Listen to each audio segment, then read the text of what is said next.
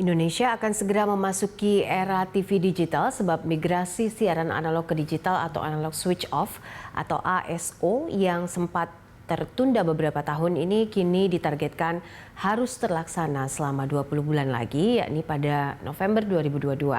Nah, dengan target ini pemirsa, mau tidak mau, kini Kementerian Komunikasi dan Informatika harus berlari kencang mengingat masih ada segudang pekerjaan rumah di tengah waktu yang semakin sempit. Pemirsa, untuk mengetahui seperti apa langkah dan juga persiapan yang kini dilakukan pemerintah dalam rangka merealisasikan kebijakan TV digital, kini kami telah bersama Ahmad M. Ramli, Dirjen Penyelenggaraan Pos dan Informatika Kemenkominfo. Pak Ramli, terima kasih telah bergabung bersama kami. Pak Ramli, langsung saja, tanggal 22 November 2002 mendatang, migrasi siaran analog ke digital ini kan memang harus sudah terrealisasi begitu ya. Nah, sejauh ini seperti apa Pak persiapannya? Jadi ada beberapa persiapan yang harus dilakukan oleh beberapa pihak. Yang pertama tentunya seluruh lembaga penyiaran TV itu harus segera menyiapkan infrastruktur digitalnya. Dan kalau saya melihat secara bertahap itu sudah banyak lembaga penyiaran yang sudah mulai menggunakan siaran digital secara simulkas, secara bersamaan, baik analog maupun digital. Yang kedua sebetulnya yang paling penting juga adalah pemerintah akan segera melelang penyelenggara MUX ya, MUX untuk para penyelenggara itu di beberapa provinsi yang sebelumnya belum ada penyelenggaranya. Dan ini dalam waktu yang sangat dekat Pak Menteri akan mengumumkan. Yang berikutnya juga yang menurut saya sangat penting adalah kesiapan masyarakat sendiri.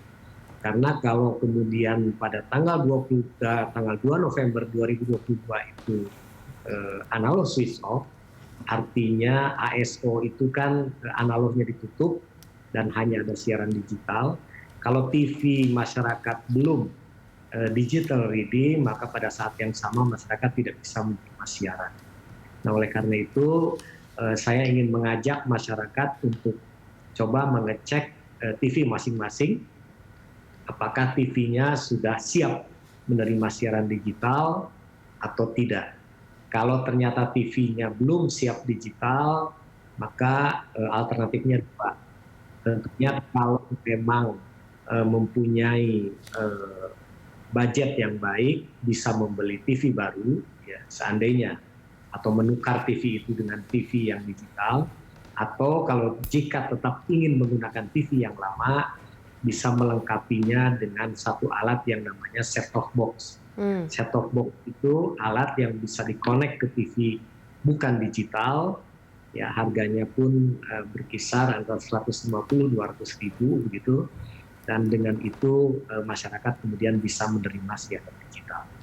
Jadi jangan menunggu 2 November 2022 menurut kami, karena sayang sekali kalau kemudian siaran-siaran yang bagus, ada siaran olahraga, ada siaran film, ada musik yang sekarang sudah digital, bisa kita tonton secara digital, tapi kita tidak tonton dengan TV digital karena siarannya akan jauh lebih baik, lebih jernih, suaranya lebih bagus dan tanpa hambatan gangguan-gangguan sinyalnya. Berarti. Oke, nah ini soal penyediaan infrastruktur ya, tentu menjadi persoalan yang utama begitu, Pak Ramli, yang bakal dihadapi begitu. Yang tadi Anda sebutkan misalnya penyediaan infrastruktur, juga soal misalnya multiplexing begitu. Nah, ini bagaimana upaya penyediaannya nanti akan dilakukan? Jadi ada dua langkah memang yang pertama tentunya pemerintah akan memberikan izin kepada para penyelenggara multiplexing. Karena berbeda dengan TV analog yang di mana penyelenggara multiplex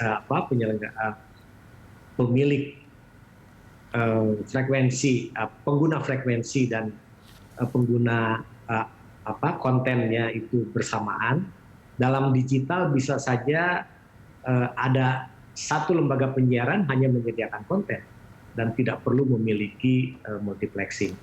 Nah, oleh karena itu pemerintah akan membuka kesempatan melelang daerah-daerah yang belum ada multiplexernya supaya di daerah tersebut tersedia multiplexer. Multiplexer itu semacam frekuensi juga, tetapi frekuensinya mempunyai kanal yang lebih banyak. Jadi kalau sebelumnya satu kanal yang bisa digunakan oleh TV itu hanya digunakan oleh satu TV, tapi kalau diubah menjadi digital, maka dia bisa digunakan 5-12 kanal TV yang lain. Sehingga kalau ada di satu tempat ada penyelenggara multiplexing, dan kemudian dia hanya menggunakan untuk TV-nya sendiri, maka selebihnya dia bisa sewakan ke penyelenggara TV yang lain.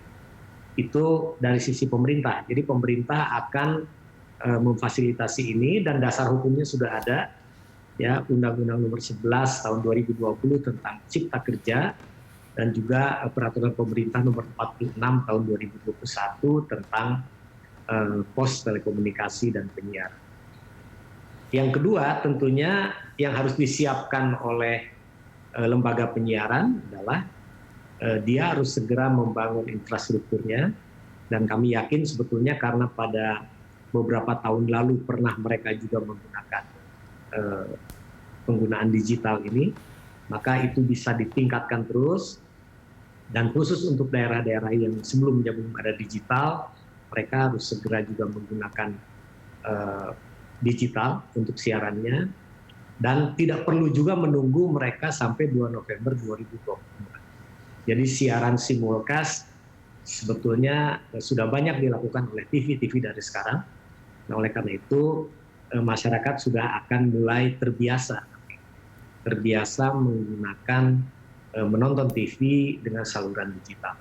Karena kalau lembaga-lembaga penyiaran ini tidak segera simulcast, tidak segera bersiaran ganda digital dan analog, maka masyarakat akan juga tidak terlalu bahagia karena mereka melihat kualitas siaran analog itu tidak terlalu baik.